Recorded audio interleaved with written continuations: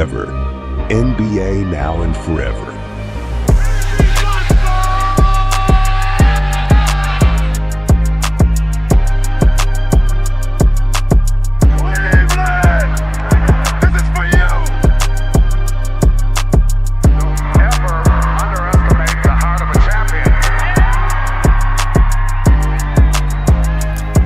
Hello, bonsoir à tous. Forever Team Duncast, toujours présent, toujours sur la place.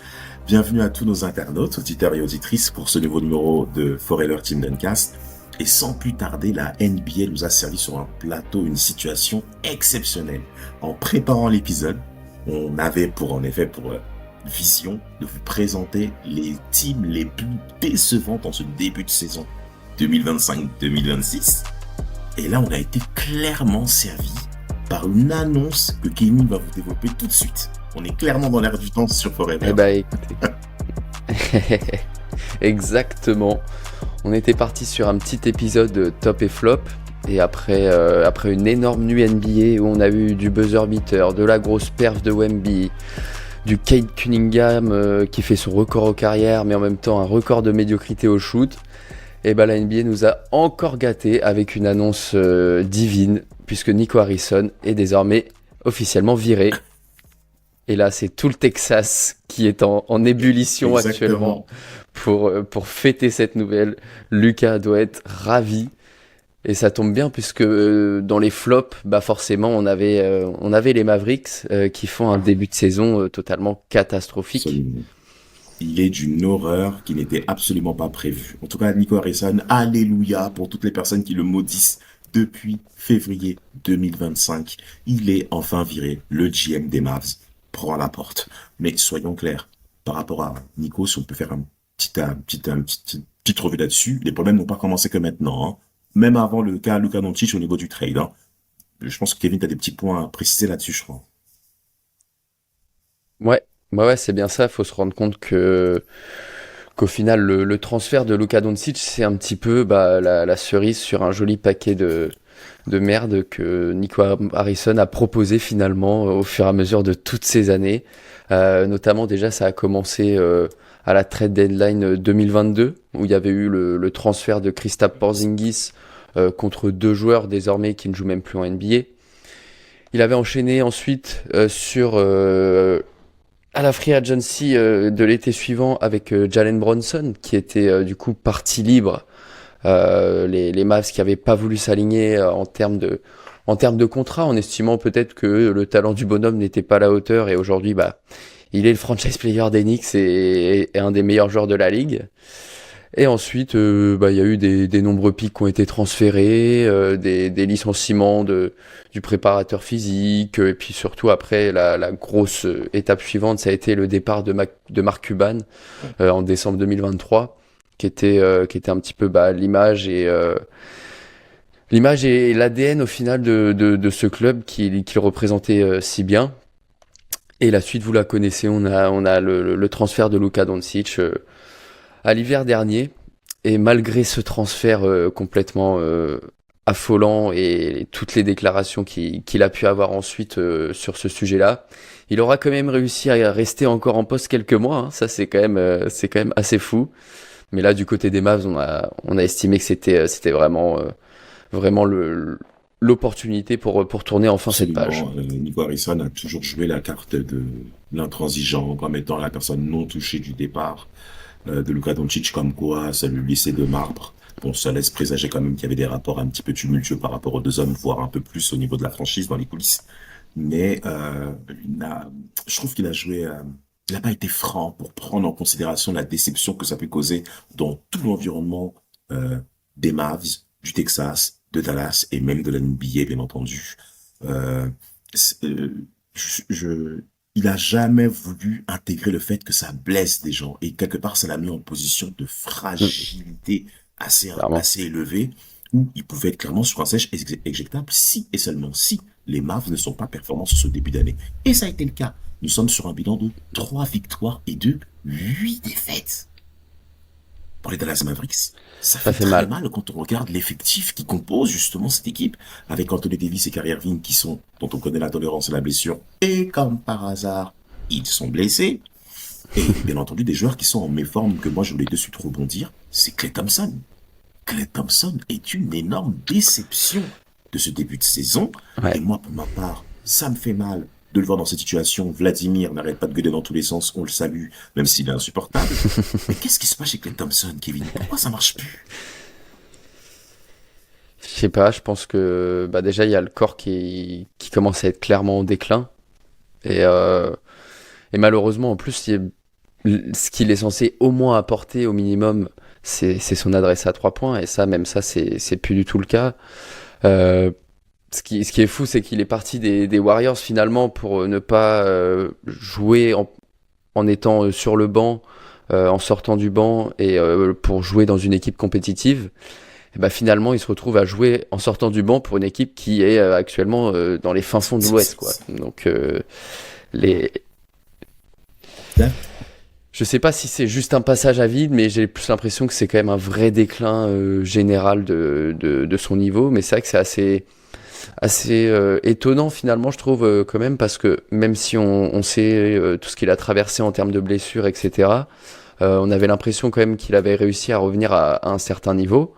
Et puis même si, ok, défensivement peut-être que ce n'est plus l'homme qu'il était avant, mais Klay Thompson, il a quand même un jeu pour pouvoir jouer et être un vétéran qui traîne dans la ligue et qui apporte son expérience et qui vient mettre ses shoots quand il faut, Absolument. quoi. Et là, il est pas capable de le Il n'est pas faire capable de finalement. le faire et le bilan, il y a des rencontres que clairement Dallas ne devait pas perdre, que ce soit Washington, que ce soit New Orleans qui te permettent de battre, Mhm. Détroit qui est certes sur une pente ascendante, mais on pouvait se dire que les Maps pouvaient faire front. Euh, c'est des situations qui font quand même mal à la configuration de Ouais, Dallas et donc quelque part qui a causé la perte de Nico Harrison. Nous savons bien qu'il y a une partie personnelle là-dessus, mais il n'est pas le seul responsable à cette situation, hein, soyons clairs. Et maintenant, la vraie question, c'est est-ce que les Mavs ont la capacité de se relever? Moi, je pense que oui. Par contre, il va falloir à ce que les hommes puissent se regarder dans la glace. Vivement le retour de certains joueurs de blessures pour pouvoir remonter la pente en termes de qualité de jeu. Je pense à Anthony Davis qui avait, quelque part, selon les statistiques que moi j'ai devant les yeux, réalisé quand même de belles performances. Il bien était sûr, sur ouais. un double-double, hein, tout simplement depuis le début de la saison. Et il y a un joueur aussi qui a réalisé quelques perfs. Je sais pas ce que tu penses d'Angelo Russell, euh, Ouais, que tu connais bien hein, en bah tant que écoute, Laker. malheureusement que j'ai trop bien connu. Mais oui, bah après j'ai vu ouais deux trois passages de lui où bah après finalement il apporte ce qu'il sait faire et c'est surtout que quand t'es la pire attaque actuellement de la NBA, bah en fait quand tu mets un D'Angelo Russell juste des fois qui porte la balle un peu sur certaines actions et qui va se créer son Ça. shoot souvent pour lui mais aussi parfois pour Oui, pour les autres, bah tout de suite ça fait des différences, quoi. absolument, absolument. Un petit mot peut-être sur Cooper Flag. Parce que, quelque part, pour ce bonhomme-là, il est dans une situation qui est inconnue et qui n'était pas prévue. Il rentre dans un effectif avec des joueurs qui ont de la Bah c'est ça. bouteille. Et il avait même dit de sa propre bouche, je n'ai jamais autant perdu de ma vie. Ouais, c'est assez fou. Je pense que le soir de la loterie, quand il a vu que les Mavs étaient numéro 1, il s'est dit, waouh, incroyable, je vais même pas connaître une saison de tank, le bottom de l'Ouest ou Jamais. quoi. 10 matchs, boum, il vit déjà un enfer. Et du coup, bah forcément, ouais, ça, c'est compliqué pour lui du coup de s'exprimer. On a vu déjà même au début de la saison que les premiers matchs ont été quand même un petit peu compliqués pour lui, de rentrer quand même dedans, de réussir à vraiment développer son jeu, parfois un petit peu trop soft, ces choses-là. Mais on va pas dire qu'il fait un mauvais début de saison non plus, mais c'est surtout qu'il faut se rappeler qu'il est quand même arrivé avec une hype quand même assez énorme, un pic de draft numéro 1 qui est un petit peu, grosso modo, on va dire, censé sauver l'Amérique et être le futur visage peut-être de la ligue Complètement, aussi. Donc complètement. on sait que quand tu arrives De telles attentes. avec ce genre d'attente, c'est parfois compliqué d'y répondre. Et là, je pense qu'il espère enfin, il attend juste une chose là, c'est faire le dos rond et attendre que les cadres reviennent quand même, parce qu'on parle de Kyrie, on parle d'AD, mais tu as aussi Derek Oui, Lively qui est bien absent sûr. également et qui est crucial et qui est très très bon sur le poste de pivot. Donc on parle déjà de trois titulaires Mhm. indiscutables chez les Mavs. Et t'as même aussi du Dante Exum aussi qui peut t'apporter parfois en sortie de banc également. Donc là, comme tu disais, est-ce que les Mavs peuvent revenir et relancer une autre dynamique, etc. Je pense que l'éjection de Nico Harrison a été faite dans ce sens. Mais je pense que finalement, ça se fera pas sans le retour des cadres qui sont blessés, puisque là actuellement, comme on l'a dit, les effectifs sont quand même un petit peu en galère et pas forcément en mesure de rivaliser peut-être. Je pense pas. Alors, terminé sur la partie Cooper Flat, il a quand même réalisé quelques performances sur ces derniers matchs où on l'a vu meilleur marqueur de son équipe contre New Orleans lors de la défaite et surtout contre Milwaukee. Le dernier match où il finit avec 26 points, 9 rebonds. Ouais. C'est le meilleur scoreur de son équipe, le meilleur rebondeur. C'était pas prévu. Mais il commence un petit peu à sortir de sa coquille, à montrer tout l'étendue de son talent. C'est ce qu'on lui souhaite, mais dans un des meilleurs environnements. En tout cas, on a enlevé la pomme pourrie. C'est pas le cas de qui va me contredire, que nous saluons. Mais pour les Mavs, va falloir bosser. Ouais, c'est clair. Puis collectivement, hein, puisque quand tu vois que justement dans ce match face aux Bucks, qui sont quand même pas loin de gagner finalement, qui perdent seulement de 2 petits points, mais en même temps quand tu shootes à 40% en équipe et dont 23% à 3 points, c'est trop compliqué pour prétendre prendre des victoires. Absolument. Vous tirez une balle dans le pied. De toute manière, ils ont fait une très mauvaise fin de match face aux Bucks en plus. Ils ont mal fini la rencontre. Ouais, en plus, ouais.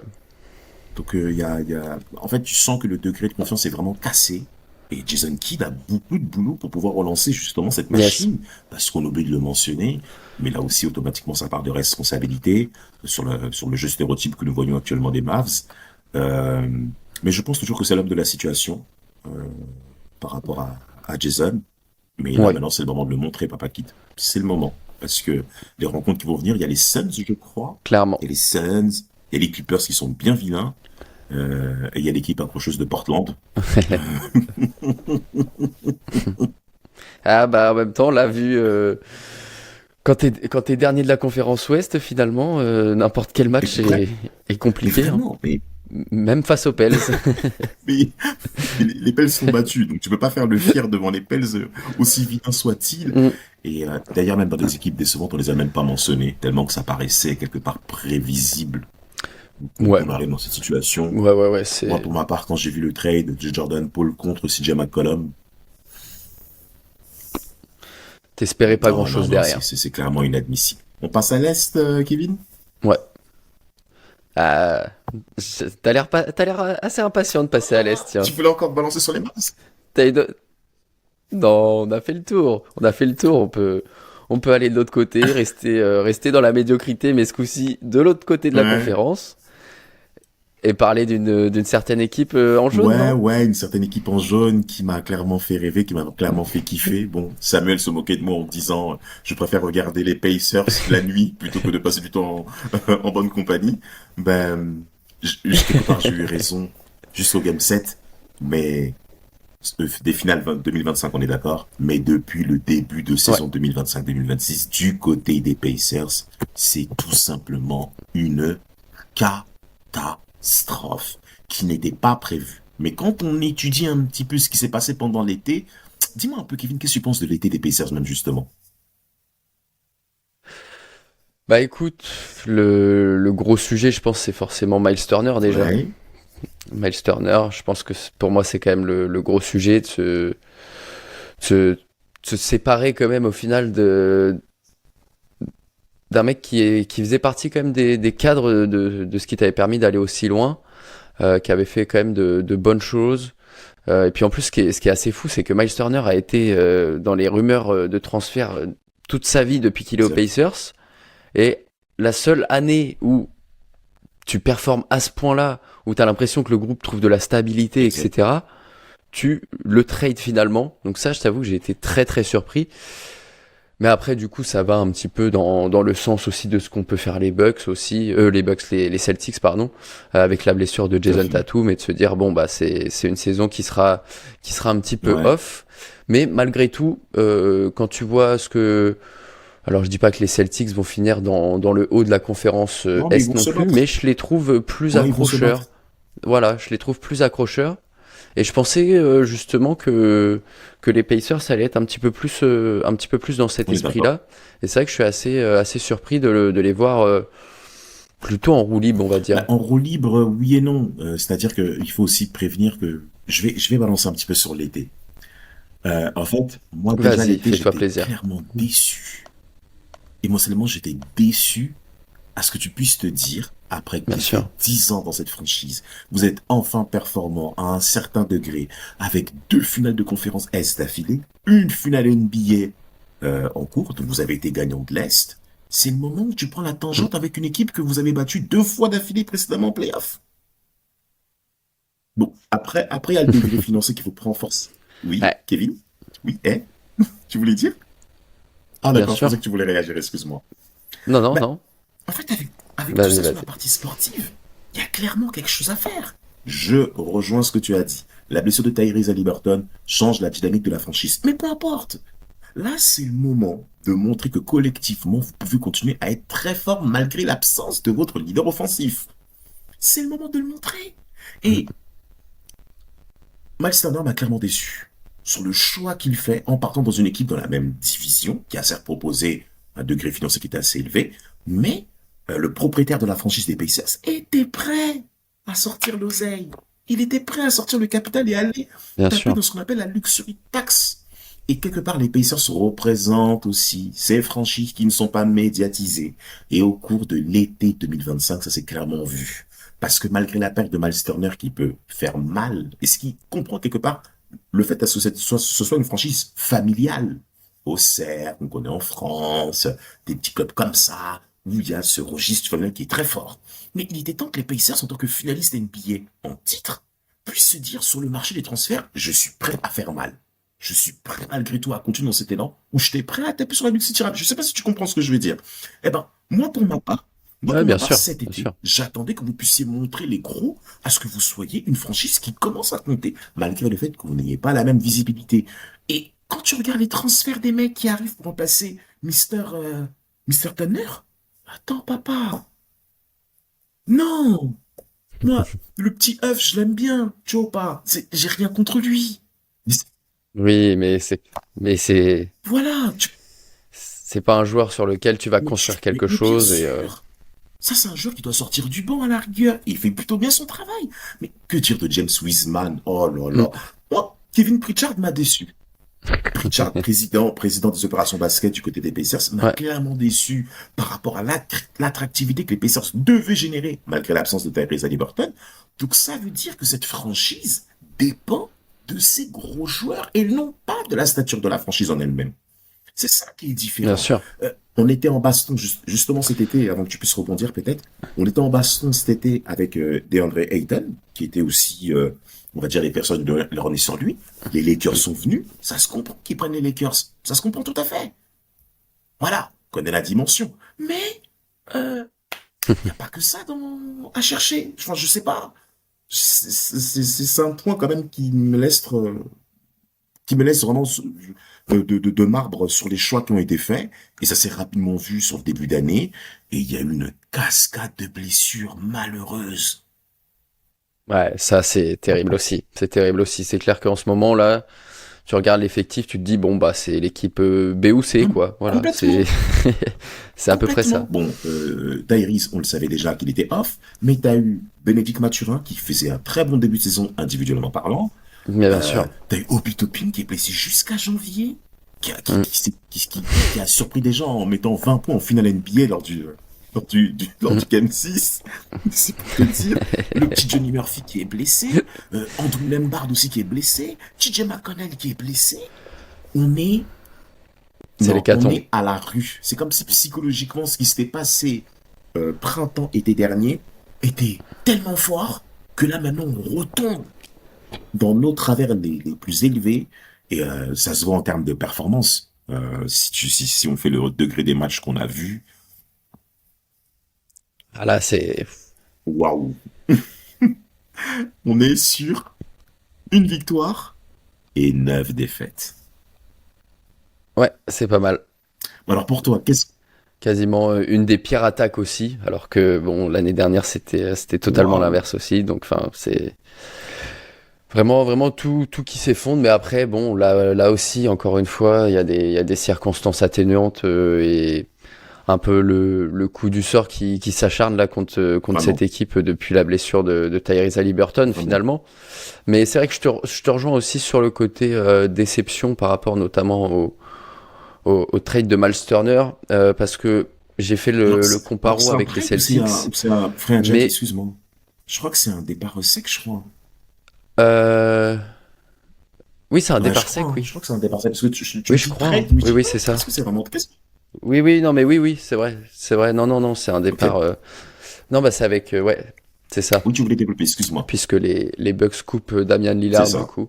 Mais du coup, je faisais le comparo un petit peu avec les Celtics, mais sauf que même s'il y a un cas qui peut être un peu similaire avec la superstar qui se blesse, derrière les front office qui veulent pas payer les luxury tax, qui dégraissent, qui envoient les gros salaires, ceci, cela. Sauf que le truc, c'est que dès cet été, si les Celtics veulent revenir tout en haut, c'est les Bien sûr. Celtics. Donc en fait, ils auront forcément des choses à envoyer et puis surtout une force d'attraction qui est assez inégalable dans la Absolument. NBA. Alors que les Pacers, même si peut-être que oui, ils auront les assets, peut-être que oui, tu auras un beau pic de draft, etc. Mais peut-être que même si tu mets tout bout à bout, bah en fait, tu vas pas revenir au niveau que tu étais l'année dernière, C'est pas quoi. garanti. Finalement, peut-être que avant de reviser peut-être juste le top de l'Est, et bah au final, ça va te prendre, au lieu de se dire juste qu'il y a une année blanche, peut-être que derrière, tu en auras deux, voire trois, pour vraiment relancer la machine. Parce que comme tu l'as dit, c'est pas dans les petits marchés comme ça, c'est très compliqué.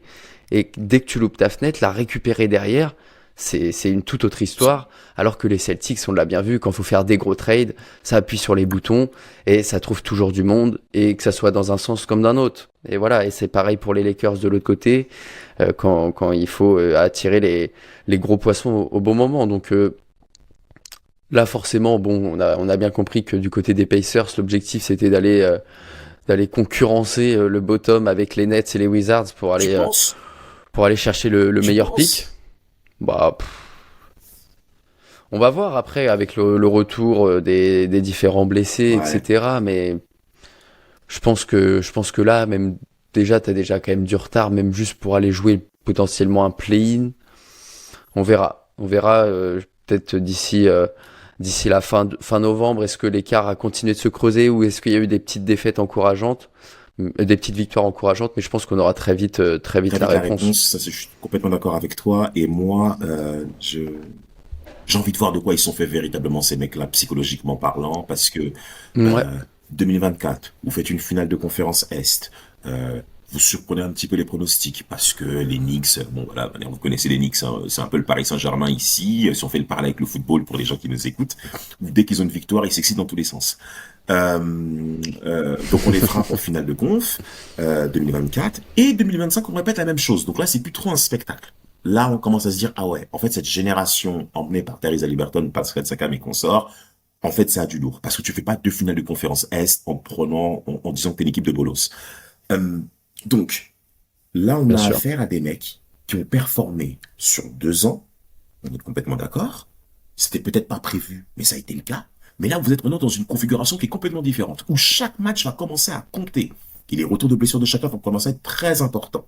De quoi vous êtes fait dans l'adversité la plus sombre que la Ligue préfigure dans ce genre de circonstances? Vous commencez mal la saison, il faut remonter la pente. Est-ce que les Pacers sont prêts à prendre le bleu de chauffe, à pouvoir remonter au classement? Selon moi, ce que j'ai vu par rapport au caractère de ces joueurs, je pense qu'ils ont assez.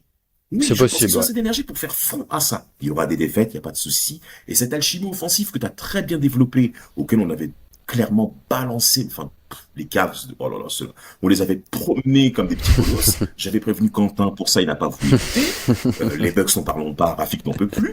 Donc, avec tout ça, est-ce que les Pacers sont capables de retrouver ce même élan, cette fluidité offensive? Il y a un nom que moi j'ai envie de mettre en avant pour terminer ce petit chapitre Pacers, c'est Pascal Siakam, qui se bat bien, qui essaie de Ouais, faire front malgré les défaites, et qui a déjà traversé ça avec les Raptors, hein, malgré le titre en 2019. Donc c'est un bien phénomène sûr. qu'il connaît déjà. Est-ce que lui, il a envie de s'inscrire dans le marbre dans ce genre de sujet-là? C'est le joueur que j'attends. C'est le joueur vraiment que j'attends dans ce contexte-là. Je pense qu'ils en sont capables, comme tu l'as bien dit. c'est le moment de prendre le pas, les gars. Ouais. Ouais, bah c'est important, même si peut-être qu'à la fin, tu iras peut-être au play-in ou peut-être pas, on Bien sûr. verra. Mais c'est vrai que de garder un petit peu cette culture de vouloir gagner, de se déchirer, de ce que sont au final les Pacers sur ces Tout à fait. dernières années. Et de pas oublier ça parce que des fois, une saison, même où on se dit c'est off, ok, il y a plein de choses autour qui font ça, mais derrière, parfois, quand tu as eu une saison aussi compliquée, c'est pas parce que tu vas réintégrer un Tyrese Haliburton que ça y est, tout de suite, la machine va se remettre en Absolument. route. Tu auras des choses à combler, à réparer aussi parfois. Donc ça va être intéressant. Moi, ce que je vais surtout surveiller aussi, c'est quand même voilà, ce petit trio là, Aaron Nesmith, Nembhard, Ben Shepard, tu vois, lequel qui peut continuer de prendre un petit peu plus de galons dans Tout à cette fait. équipe, assumer encore un petit peu plus un rôle de deuxième leader derrière Pascal Siakam, Mhm. finalement, en l'absence de Tyrese Exact. Haliburton. Et ça, c'est tout ce que tu peux espérer, je pense, pour les Pacers. Avoir un avec Bénédicte Mathurin aussi, que j'ai pas Oui. cité, qui continue vraiment voilà, sa progression et qui passe quand même ce petit step. Euh, et après, on verra la- comment tout ça va se réorganiser. Mais il y aura toujours du travail à refaire, puisqu'il faudra retrouver un pivot aussi compatible que Miles Turner. Mhm. Ça sera pas chose aisée Absolument, aussi absolument. également. Si Donc, jamais hâte de voir un petit peu si la. jamais Demarcus Cousins c'était encore en bonne santé, oh là là là là. Bon, j'ai le droit de rêver, je me le permets, j'ai le micro. Ah là là. Voilà. Merci pour ce petit chapitre, mais je penserai toujours à toi. Voilà. Tu voulais dire sur les Pacers pour terminer? Je pense qu'on est complet là. Mais en Hein? tout non, bah, je disais, en tout cas, ouais, hâte de voir juste la suite là, rapidement, avec déjà des petits retours qui vont arriver aussi de joueurs blessés, C'est ça. etc.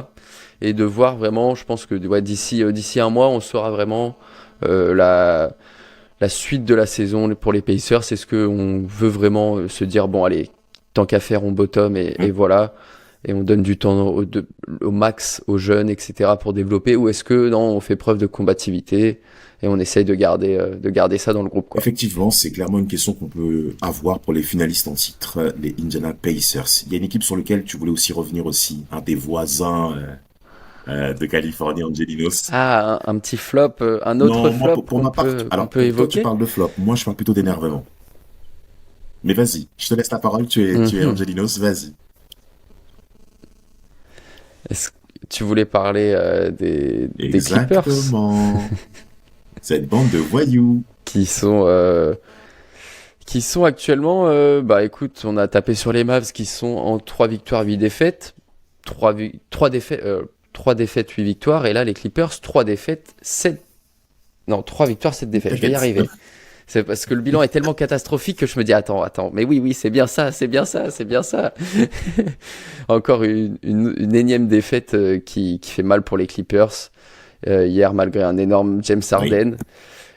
Et le projet Clippers, bah moi personnellement, comme on en parlait tout à l'heure, j'avais un petit peu évoqué notamment, je crois que c'était dans l'épisode avec Eddie au début de la saison, j'avais un petit peu évoqué moi que je voyais les Clippers potentiellement être un peu le gros flop à l'Ouest et être un peu le dindon de la farce et peut-être cette équipe qui n'irait pas en play-in Waouh. ou en tout cas je les voyais pas aller en play-off et peut-être que le play-in serait un peu compliqué, mais ce que je voyais surtout c'est que au-delà de juste les performances que j'attendais pas aussi élevées, c'est surtout que j'ai l'impression qu'on a toutes les caractéristiques d'une équipe qui est en une franchise même qui est en fin de cycle et qui a opté pour la saison supplémentaire de trop avec un Kawhi Leonard qui est toujours aux abonnés absents globalement.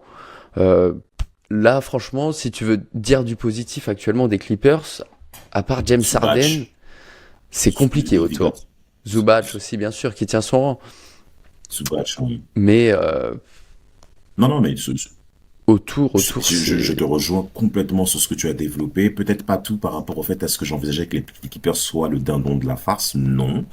Mais cette franchise a beaucoup misé sur d'anciens joueurs des années 2010 à ce qu'ils soient toujours performants par rapport à leur qualité intrinsèque. Mais ce n'est pas un collectif. Il y a un match, ce n'est non. pas un. Il y a un match représentatif que j'ai vu face aux Warriors où ils ont perdu de plus 20 De plus, pratiquement plus, 98-79. Ils ont, dans ce match-là, ils n'ont que 80%. 79. On est en départ, en fait. Vraiment, le meilleur passeur, c'est Neider Hauser. Un joueur, donc, fin fond de l'effectif en soi. Et c'est le meilleur passeur décisif de cette équipe. Mais dites-vous combien de passes D il a fait? 2. Donc, tu fais 48 minutes de match. Ton meilleur passeur, c'est un joueur qui est issu du banc. OK? Et son total maximum, c'est 2. C'est un effectif rempli d'individualité, mais qui n'ont toujours pas créé une véritable force collective. Et moi, il y a un nom qu'il faut clairement mettre en avant sur cette circonstance qui est néfaste pour cette équipe, c'est Tyronn Lue.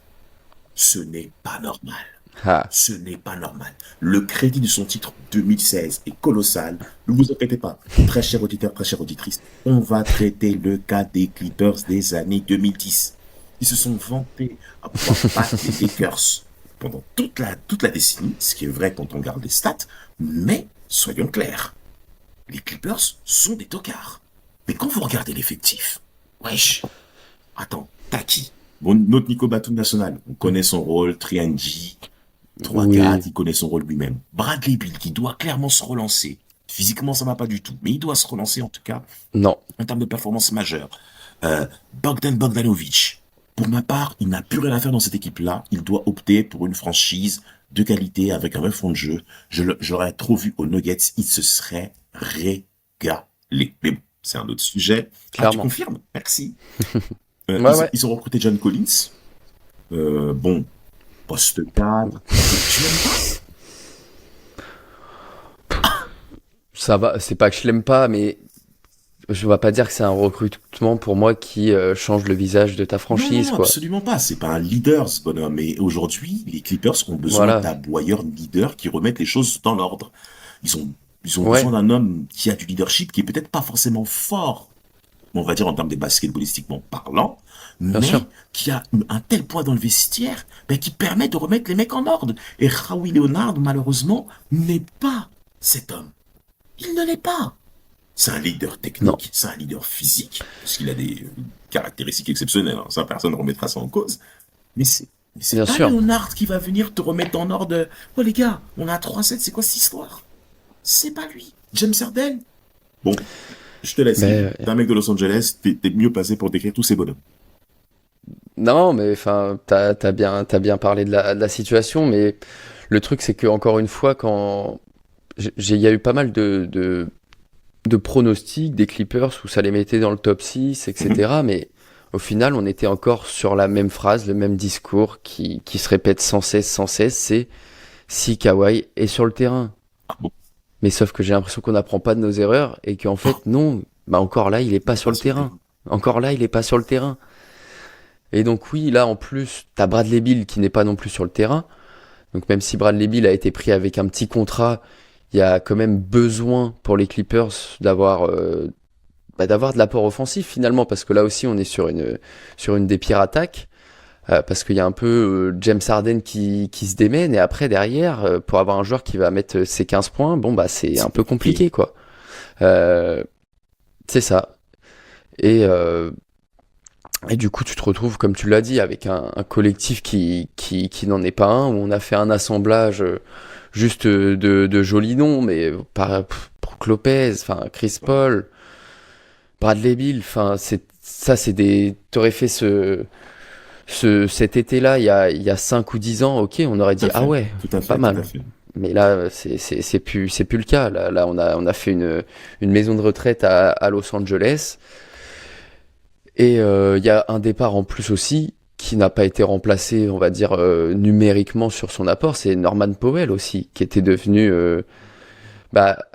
avec les absences parfois de James Harden, Kawhi non plus pas très souvent là, etc. Celui qui assurait quand même le principal rôle de scoreur, c'était Norman Powell. Et je trouve qu'on n'a pas remplacé ce rôle-là.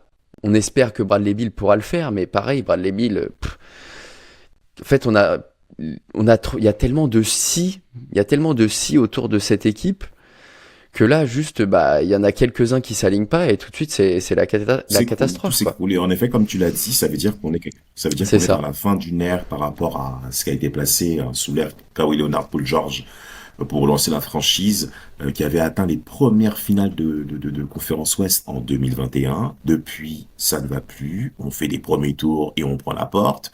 On a misé sur des joueurs à forte individualité pour peu de résultats, et des fois même des écroulements en saison régulière. Donc là, on est sur un bilan de 3 victoires et 7 défaites. Le programme des Clippers n'est pas fameux. Ouais. Ouais, mais ils affrontent Denver et Dallas. On y revient toujours à Dallas. Alors, ce match avec Dallas, là, ça va être celui qui le perd, là. On est d'accord. On est d'accord. Tu veux qu'on bascule? Mais Vas-y. ouais, mais bah, juste pour finir, en fait, moi, du coup, j'en ai presque à avoir de la peine pour James Pourquoi? Harden, tu Pourquoi? vois, qui, bah, parce que lui, finalement, tient son rôle. Il est, enfin, franchement, si James Harden il est vraiment sur un très bon début de saison. Même encore hier, il lâche un énorme triple-double avec 35 Mhm. points, 10 rebonds, 11 passes. Mais au final, même avec un énorme James Harden, t'es loin de gagner des matchs et t'es dans les bas-fonds de la conférence Ah, Ouest, quoi. vraiment, parce que Donc je me dis, Atlanta les a bon, vraiment tapés, hein, vraiment, au niveau du... ouais, Offensivement, il y a pas eu photo, hein, Atlanta. ouais, ouais. Les pourcentages d'Atlanta, ils sont excessivement élevés. Mais bon, on va pas faire le sujet de ce match-là. Les Clippers sont malades. Quelle serait la Non. solution pour toi à mener dans ce cas-là, pour les Clippers, pour terminer ce chapitre? Moi, je pense qu'il faut virer. Pouf, bouton rouge. Bouton rouge, ça veut dire quoi? Ah ouais, bah, où tu vas aller avec cet effectif, en fait? Qu'est-ce que tu espères aller quand tu vois la jungle que La c'est à jungle. l'Ouest? Moi, j'avais dit potentiellement que à la trade deadline, on pourrait peut-être avoir, je sais pas, est-ce que James Harden peut faire l'objet d'un trade? Est-ce que tu, tu te dis que tu t'es complètement planté et que tu aurais dû faire déjà le tri cet été et que tu vas l'entamer dès cet hiver Cet été, oui. finalement? Je sais pas. À voir comment la solution va, enfin comment la saison va évoluer aussi. Mais là, comme on l'a dit, vu le calendrier, t'as encore Kawhi et Bradley Beal qui sont pas absents, tu vas avoir toujours les mêmes problèmes offensifs. Là, tu vois, Presque, autant ouais. ils peuvent se battre, autant j'ai pas l'impression qu'il y a vraiment les solutions non plus qui sont disponibles, quoi. C'est clair que le nuage est gris du côté des Clippers. C'était pas forcément réputé pour ça concernant la ville, mais c'est eux qui apportent ce gris-là. Alors que de l'autre côté, du côté du Staples Center, on sourit. J'ai pas envie de parler d'eux. Ah, Je sais que Kevin le veut, mais on a d'autres sujets à traiter. Allez, on part pour sourire maintenant. Les tops. c'est ça. On fait quelques Ouais, tops.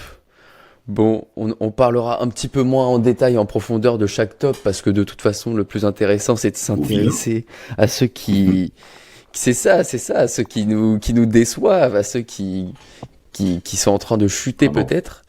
Et du coup, bah, la transition est toute faite avec une des très belles surprises de ce début de saison, c'est les Lakers C'est vrai. finalement, où il y a pas mal de choses à dire parce que bah déjà on a un joli bilan de 8 victoires et 3 défaites et une quatrième place à l'Ouest avec une petite marge d'avance déjà sur ce C'est qu'il y a ça. derrière.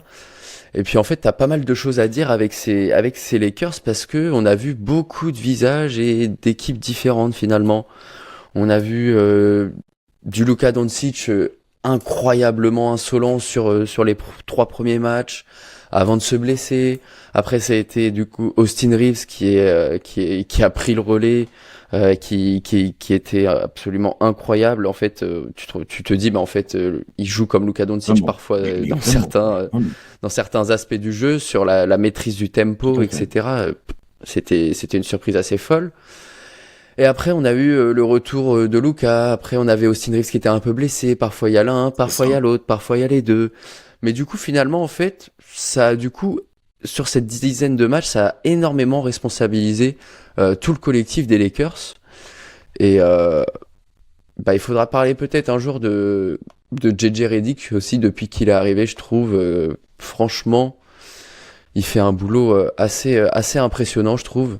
Parce que l'année dernière, la saison était sur une bonne base avant qu'il y ait le trade de Luka, et même avec cette énorme ce truc un petit peu inattendu qui lui tombe dessus, il a très vite réussi à s'adapter, essayer de construire avec ce qu'il avait malgré l'absence de pivot.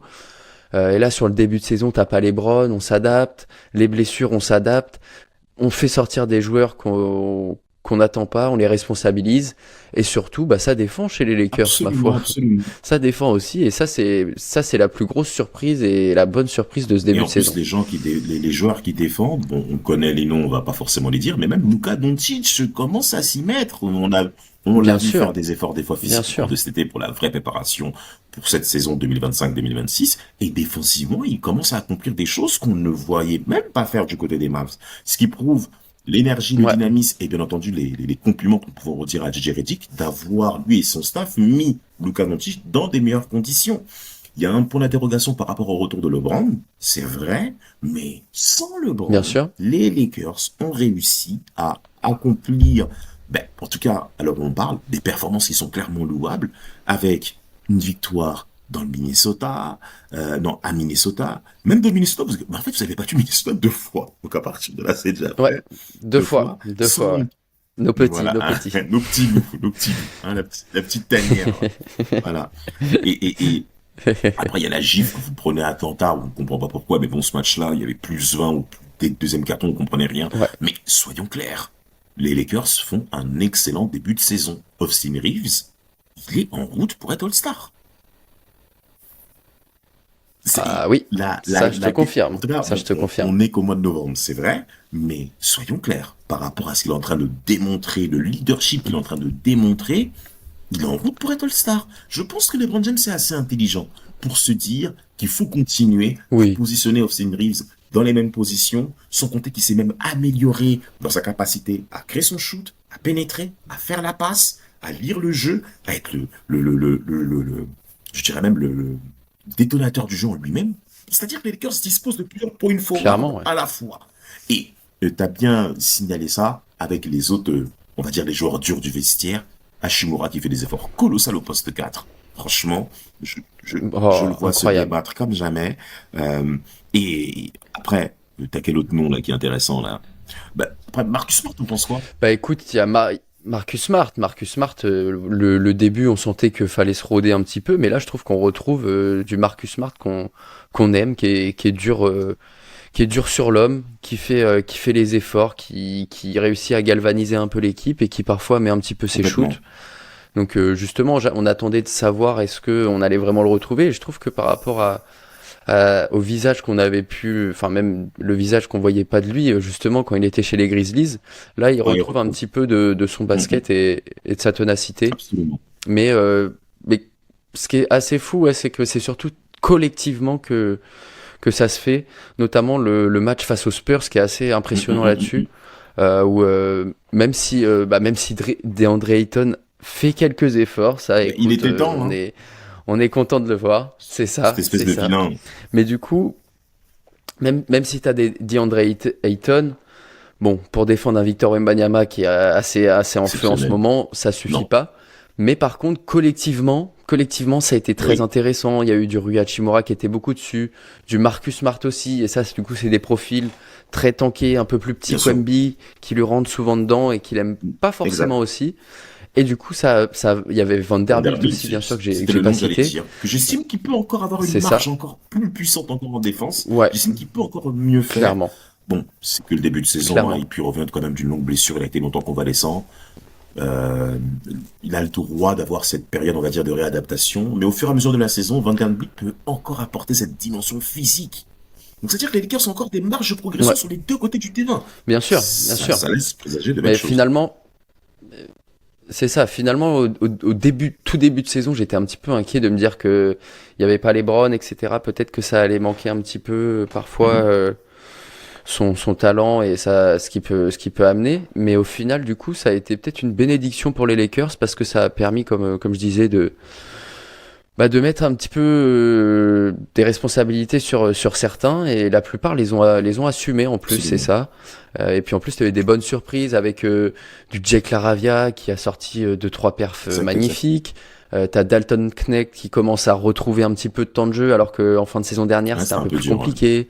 T'as même du Nick Smith Jr. aussi qui a apporté des choses intéressantes. Enfin, du coup, moi, ce que je trouve vraiment cool, c'est que là, comme tu l'as dit, il y a encore pas mal de choses sur lesquelles tu peux travailler, sur lesquelles tu vas avoir des retours de blessures, des choses comme ça.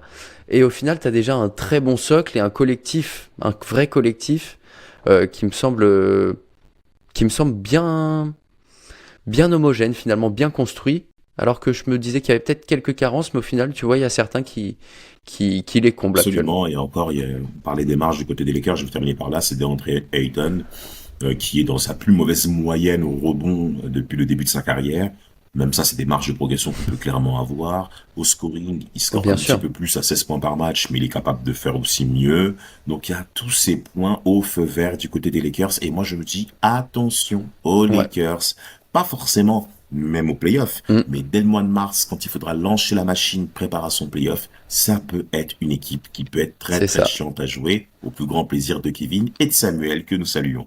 On passe du côté des Spurs quand même pour terminer la partie Ouest. Ouais, bah on peut se faire. Ouais, On avait noté aussi les Nuggets, je crois aussi. On avait noté deux trois. Les Nuggets. On avait noté les Nuggets, ouais. Donc, bah les Nuggets.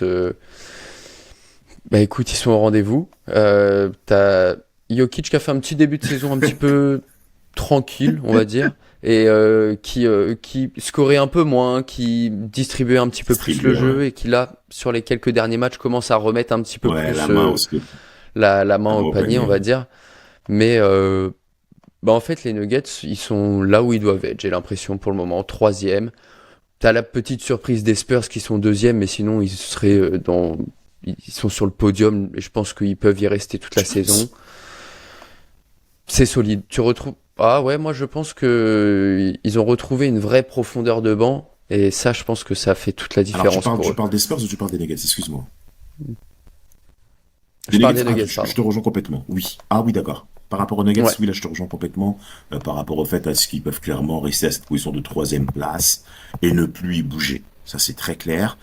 Sans compter que cet effectif retour, c'était clairement la volonté déjà de Mike Malone depuis bon nombre de temps. Ça a causé le divorce que nous savons avec Calvin Booth et on les a virés tous les deux. J'ai toujours de la peine quand même pour Mike Malone. Je pense qu'on n'a pas assez bien traité le pourquoi de son ouais. renvoi qui, je pense, ce serait encore à étudier. Denver avait perdu contre qui en playoff l'an passé déjà? Ah oui, ok ici. Tiens, tiens. Ouais. Ok, si, en match Ouais, 7. en game 7.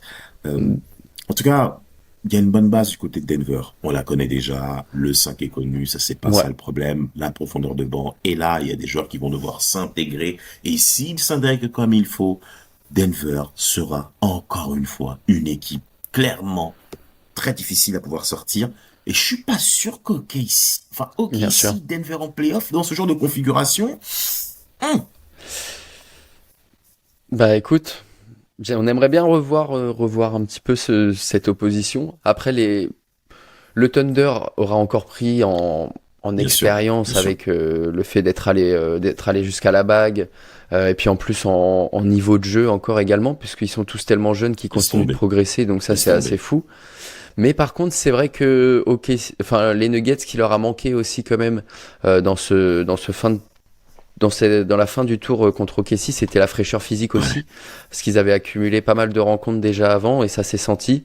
Et là, du coup, en ayant une meilleure profondeur de banc, avec notamment bah, Cam Johnson, voilà, qui pour le moment s'intègre tranquillement, mais pareil, on peut comme un peu pour les Lakers, ta base, et t'as encore des choses qui Mais peuvent vraiment mais bien sûr. s'améliorer. Donc tout ça, on va suivre. Mais par contre, il y a un point qui est vraiment positif aussi, c'est Jamal Murray qui fait lui un bon début de Ouais. saison.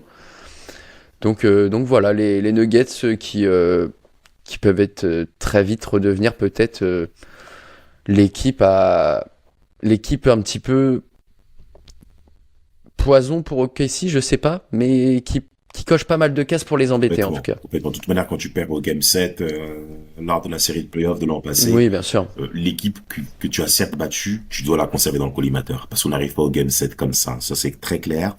Du côté de Ouais. l'Ouest, on a fait le tour. On laissera Quentin disséquer ses Spurs. Y a pas de souci. faire. Oui, les Spurs, on avait déjà pas mal parlé dans les autres Voilà. épisodes, puisque de toute façon, ils régalent quand même et ils continuent pour le moment, mais on verra un peu la suite du calendrier. Pour le moment, un calendrier pas forcément très chargé. Ok, si, bon, 10 victoires, une défaite. Bon, écoute, la seule question qu'on se pose, c'est quel record de... Est-ce qu'ils vont aller chercher un Je record pense de pas. franchise en Je termes de pense pas. bilan ou... Je sais pas, on verra, mais ils sont assez exceptionnels et comme je l'ai dit, l'équipe est encore tellement jeune et continue de progresser. Là, même sans Jalen Williams, etc., ils font des C'est trucs ça assez qui est fous, dingue, donc en fait. C'est ça qui est voilà. dingue. Ok, ok, si au Comment boulot, s'appelle le quoi. GM de KC? Saint-Presti. Je sais C'est plus son nom. Saint-Presti. C'est pas Saint-Presti. Ah Ben, oui, c'est Saint-Presti. Saint-Presti. Voilà. Pardon. Ben, c'est Oui, lui oui, le véritable Saint-Presti. mentor de la ligue à l'heure où on parle, parce que tout ce qu'il a monté, Ah, bien sûr, bien il a sûr. monté une armada pour que cette équipe soit dans tu vois, tu parlais de cette fenêtre-là, concernant les petites franchises qui arrivent à se positionner dans cette Ouais. fenêtre-là. On est sur une fenêtre qui s'étend clairement sur 7 Ah, bah, habitants. ah oui, là c'est devenu une porte-fenêtre. C'est, elle risque pas de se refermer tout de suite, je Absolument pense. pas. Mais du coup, on va finir avec deux petits tops de Ouais. la conférence Est et qui sont en plus intéressants à évoquer puisque là aussi un petit peu surprise, notamment les Bien sûr. Pistons qui sont actuellement premiers de la Premier. conférence Est. C'était pas arrivé depuis plus de 2 décennies que les Pistons n'avaient pas été en tête de la conférence Est. Et, euh, et dans le sillage d'un Kate Cunningham qui est clairement un level All-Star et surtout un level Oui. MVP. Il a passé peut-être ce cap et on commence à se dire, bah dans les top 5, peut-être que il va s'intégrer. Le top 5, il va commencer à être serré et il y en a qui vont pas passer. Et Kate Cunningham, il me frappe très fort parce que du coup, les Pistons en plus sont excellents avec du coup cet axe 1-5 avec Jalen Duren qui lui aussi est en train de proposer des choses assez Tout à fait. merveilleuses. C'était pas prévu. Et le tout avec une des meilleures défenses de Oui. la ligue, et bah ça fait une sacrée équipe qui surprend plus d'un. Absolument, absolument. Les Pistons sont clairement dans la même dynamique que l'an passé face à cette premier tour de playoff face aux Knicks, qui les avait clairement donné du fil à retordre dans la configuration Ouais, des rencontres. Kate Cunningham qui est à 27 points par match, 9 passes D de moyenne. Bon, le pourcentage de shoot, comme tu l'as bien dit en début d'enregistrement, peut être clairement amélioré, mais ça prouve des axes d'amélioration et qui va même s'améliorer, ça c'est très clair. Il y a un homme, Jalen Duren, auquel il faudrait juste donner un petit point de vue. Bickerstaff, l'été bien sûr. 25, l'a mis face à ses responsabilités. Il l'a trouvé beaucoup trop mou au cours de la saison Ouais, 24-25. Là, il fallait avoir une véritable transformation. Il y a eu un homme qui est passé par rapport à cet aspect-là, c'est Rachid Wallace, qui a bossé 2 entraînements par jour avec le gars. Franchement, quand t'as le Shid qui est derrière pour t'amener, on va dire, une matière basket, c'est pas une garantie de résultat, mais tu disposes quand même de certaines forces pour mais pouvoir faire le nécessaire. Et c'est Duren, là, ça, cette année, il est propre. En tout cas, il se permet, même à 5-6 mètres, de tourner des c'est skyhooks. magnifique. Il devient une vraie menace offensive, ce qui n'était pas le cas lors des années précédentes. De toute manière, les Pistons, s'ils veulent envisager à devenir une place dominante à l'Est, et ils en ont clairement les moyens, il faut faire le pas. Tu l'as bien dit défensivement, qu'il y a quelque chose à Bien sûr. mener, sans compter qu'il y a des joueurs qui sont blessés, qui sont pas encore là. Mais Caris oui, Levert, en plus, Asia Stewart, qui est le meilleur compteur de l'équipe, qui va revenir et qui va sans doute se battre avec quelqu'un. Euh, oui, parce que s'investir, ils n'ont peur de rien, ces mecs. Ron Holland aussi qui est là, Tobias Harris. ouais.